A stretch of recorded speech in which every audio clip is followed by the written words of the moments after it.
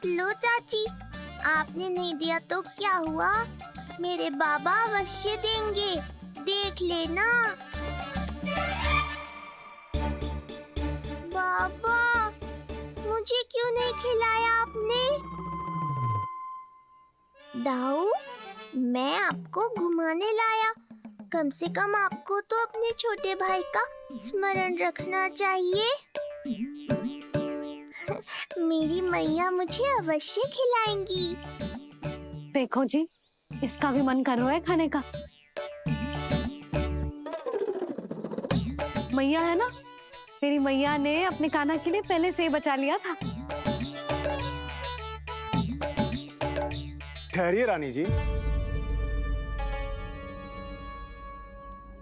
पहली बार कुछ खाने को मिल रहा था पंडित जी, रोक क्यों दिया?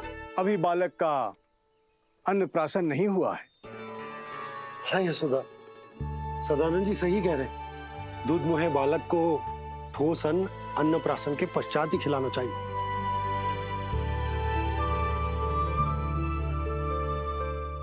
ना लल्ला, तू बस अन्नप्राशन तक रुक जा, उसके बाद तू जो कहेगो ना तेरी मैया खिलाएगी तुझे। ये तो साधारण सा बालक है, बहुत ही सरलता से मैं उसे अपने मार्ग से हटा दूंगा।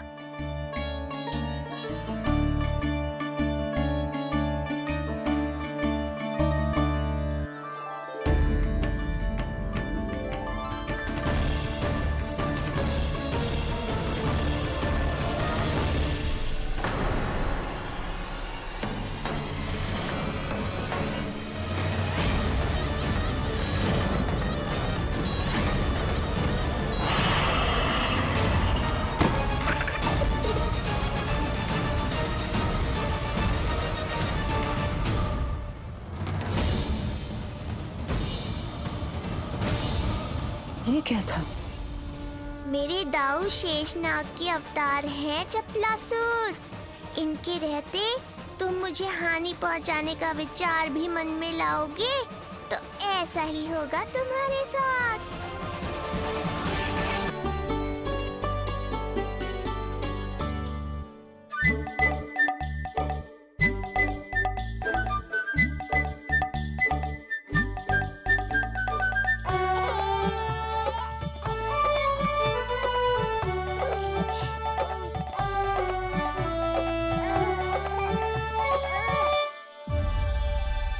मैया, ये क्या किया?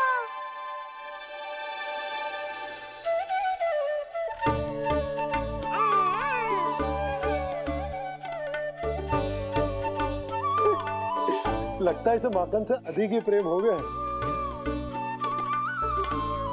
सावधान यशोदा, कहीं बड़ा होकर माखन चोर ना बन जाइए। माखन चोर क्यों बनेगा मेरा लल्ला? माखन की कोई कमी है क्या हमारे घर में? जितना माखन चाहिए उतना माखन खिलाऊंगी मैं अपने लल्ला को। पर मैया, अभी तो थोड़ा सा भी नहीं चखा रही हो। ये ले। लो, ये भी दाऊ को दे दिया। सुबह तो बोल रही थी कि मैं आपको प्रेम नहीं करता, उल्टा आप अपना सारा प्रेम बलदाऊ पर लुटा रही हो।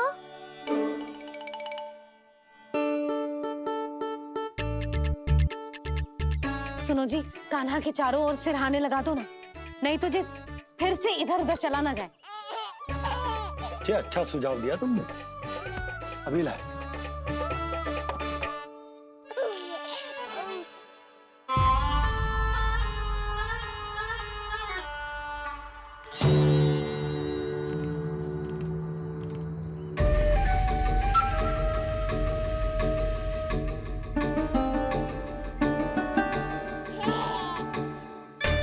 इस बालक का वध करके जब मैं मथुरा वापस लौटूंगा तो प्रभु कंस मुझे अपना विशेष विश्वास पात्र तो बनाएंगे ही, पर क्या पता प्रधानमंत्री भी बना दे।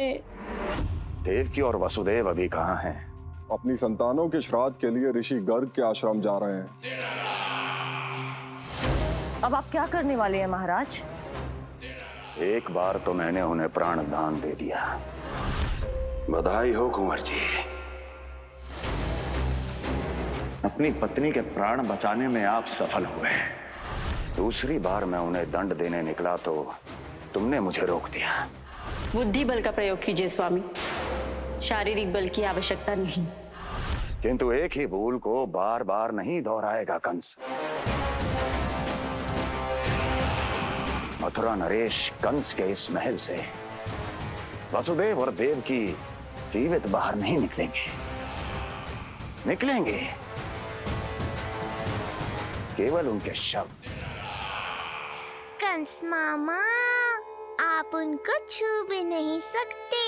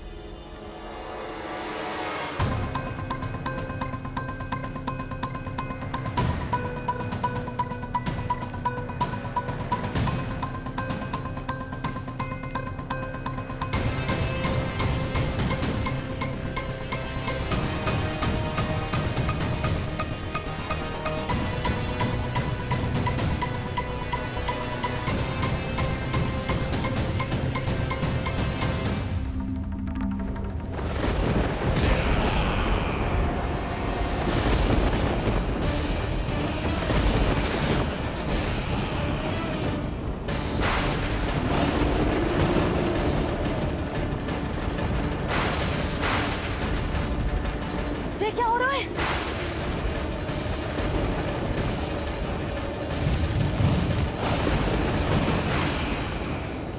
ये क्या हो रहा है?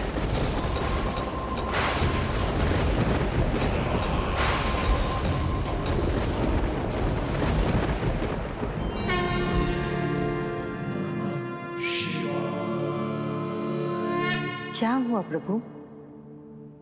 आप अचानक इतने चिंतित क्यों हो गए? कृष्ण ने अपने पांव का अंगूठा अपने मुख में रख लिया है देवी। इसमें चिंतित होने की कोई बात नहीं है प्रभु। ऐसा तो हर बालक कभी ना कभी करता ही है। तो सखा कोई साधारण बालक नहीं है देवी पार्वती, तो भगवान है। यदि वो ऐसे ही अपने अंगूठे को मुख में रखकर खेलते रहे तो अवश्य ही आ जाएगी। कौन आ जाएगी प्रभु? प्रलय आ जाएगी देवी, प्रलय आ जाएगी देवी। हे नारायण, ये क्या हो रहा है?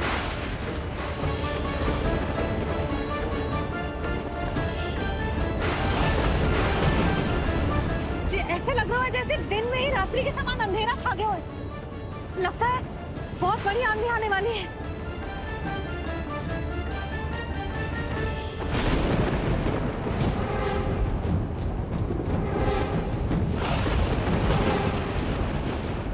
ये भीषण आंधी, ये मूसलाधार वर्षा, तुम दोनों ने ऋषि गर्ग के साथ मिलकर अवश्य कोई योजना बनाई है ना? बोलो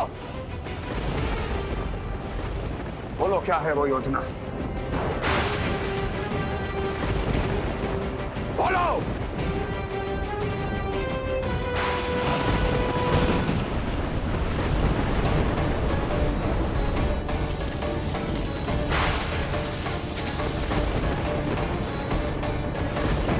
लगता है प्रकृति क्रोध में। मैं जाकर गौशाला संभालता हूँ, कहीं कोई हानि ना हो जाए। तुम बालकों को भीतर ले जाओ।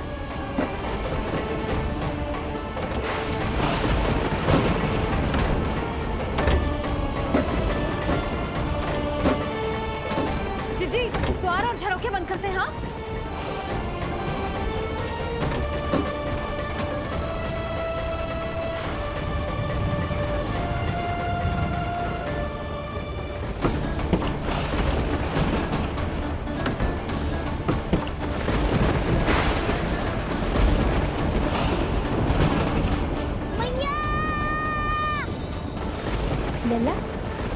चल अंदर चल के खेल।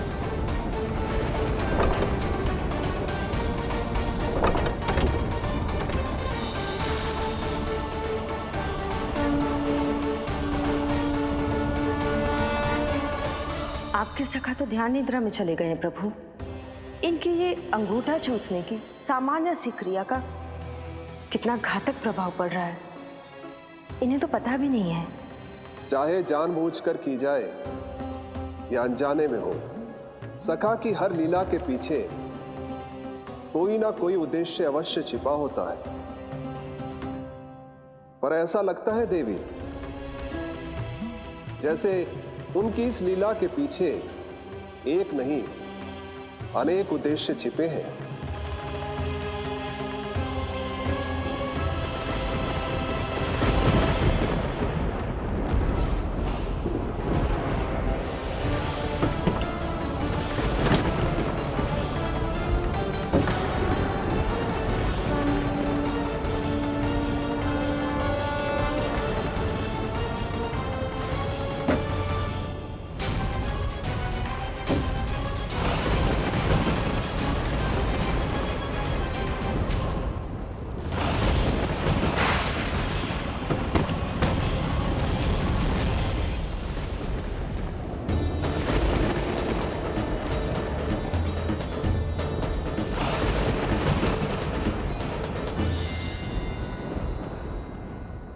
देख रही हो चिज्जी, प्रसाद ना मिली खाने को तुझे पाँव का अंगूठा ही चूसने लग गयो।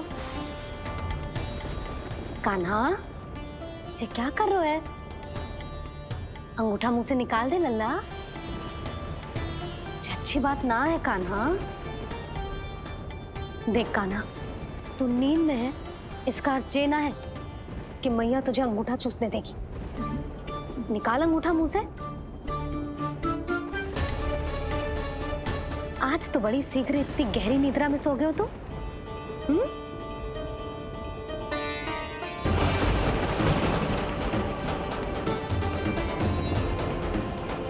देख रही हो ना चिच्ची, अंगूठा मुंह से निकालने को तैयार ही ना जी। ऐसा क्या आनंद मिल रहा है?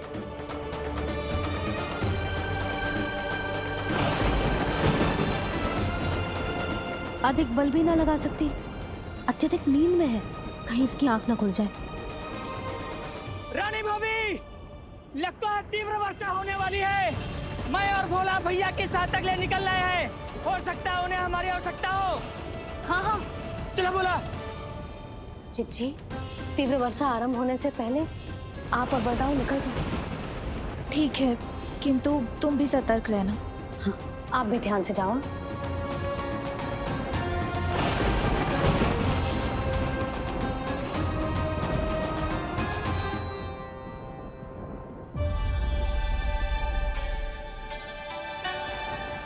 हे नारायण, वस्त्र बाहर सूख रहे हैं और तेरे अन्नप्राशन वाले चावल भी रखे हैं।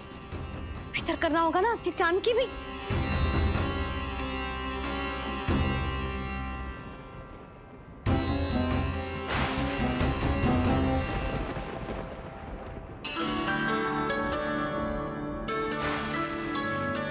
लल्ला, वैसे जी बहुत बुरी बात है।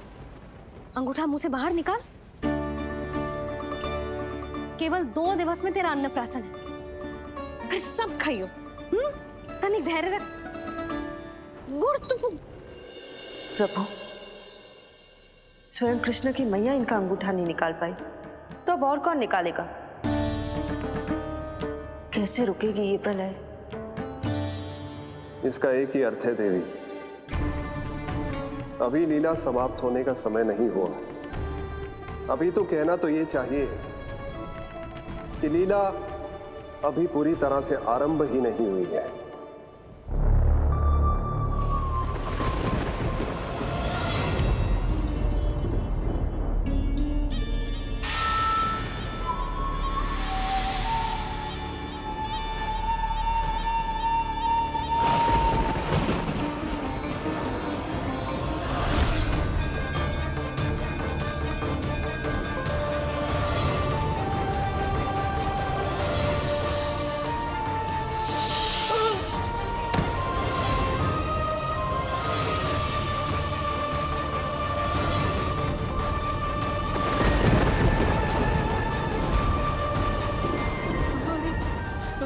कंस ने प्रलय बुला ली, कंस ने प्रलय बुला ली।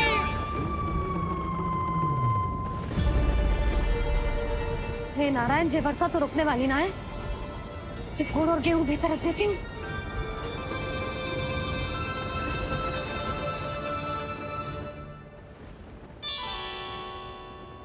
जे देख रहे हो गुड़, जे तेरे अन्नप्राशन के पकवानों के लिए ही है।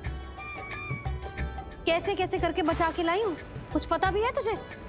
और तू है कि जे अंगूठा ही चूसे जा रहा है। हाँ नहीं तो। किंतु आज प्रलय भी आ जाए तो कंस की तलवार का वार रोकने में असमर्थ होगी। कंस के साथ विश्वासघात किया है, दंड तो मिलेगा। महाराज, वायुमंडल में अचानक आए इस परिवर्तन का हमसे कोई लेना देना नहीं है। हम तो बस अपनी संतानों के श्राद्ध के लिए जा रहे थे। मूर्ख हूं मैं, मूर्ख हूं मैं। कंस एक मूर्ख है, मूर्ख हूं मैं। अब अच्छी तरह जानता हूं मैं, श्राद्ध केवल एक बहाना है।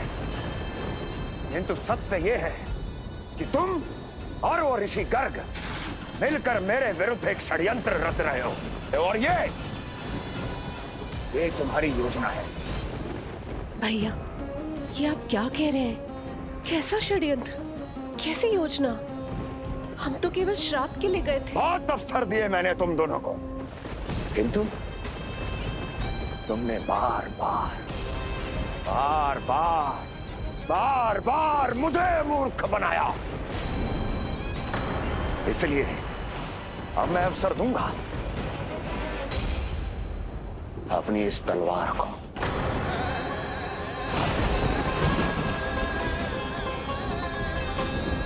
येन केन प्रकारेण साम दाम दंड भेद, कोई ना कोई युक्ति लगाकर मैं तुम्हारे उस बालक का वध कर ही दूंगा।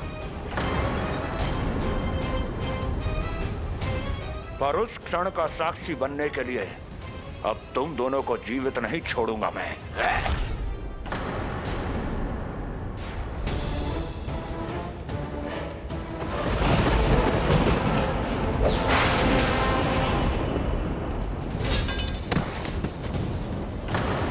स्वामी,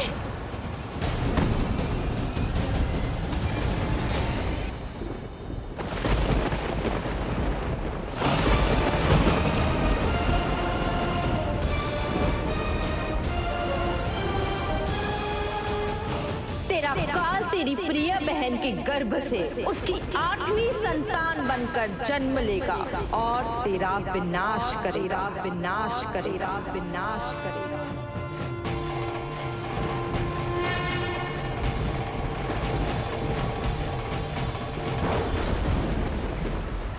प्रलय आने वाली है, प्रलय आने वाली है, प्रलय आने वाली है।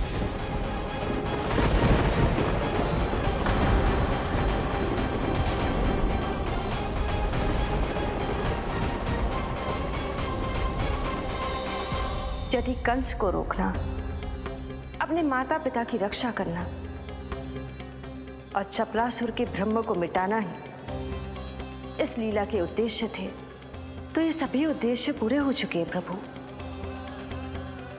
अब तो ये प्रलय रुकनी ही चाहिए। ये केवल सखा की लीला ही नहीं है देवी पार्वती, उनकी माया का उदाहरण भी है।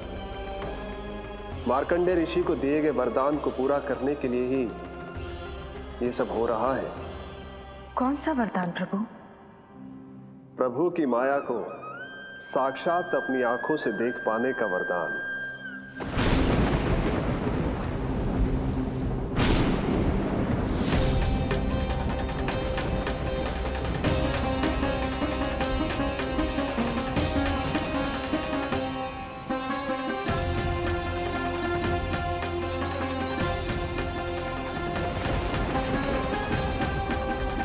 हे नारायण, क्या ये प्रलय है?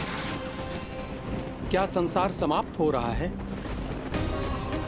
तो फिर मुझे मिले इस जीवन का क्या अर्थ है?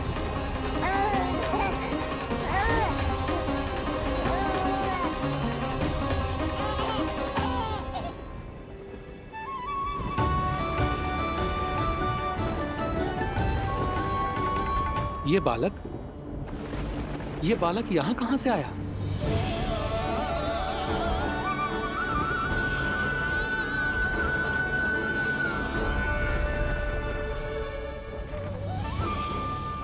सोते हुए कितना निर्दोष लगता है जी।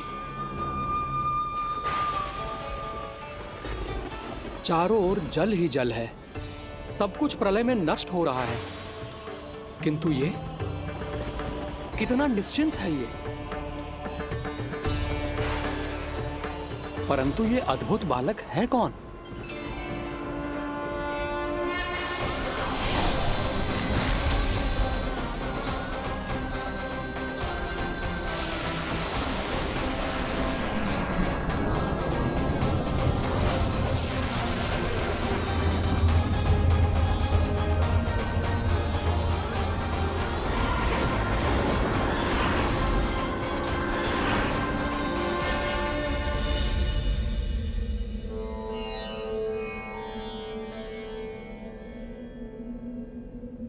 जिन घने काले बादलों ने आकाश को घेरा हुआ था, कहां गए वो?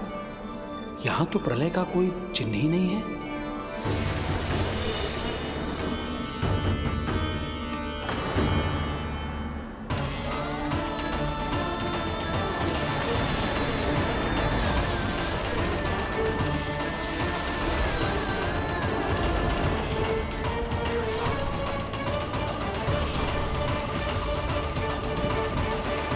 ये आप ही की माया थी ना प्रभु?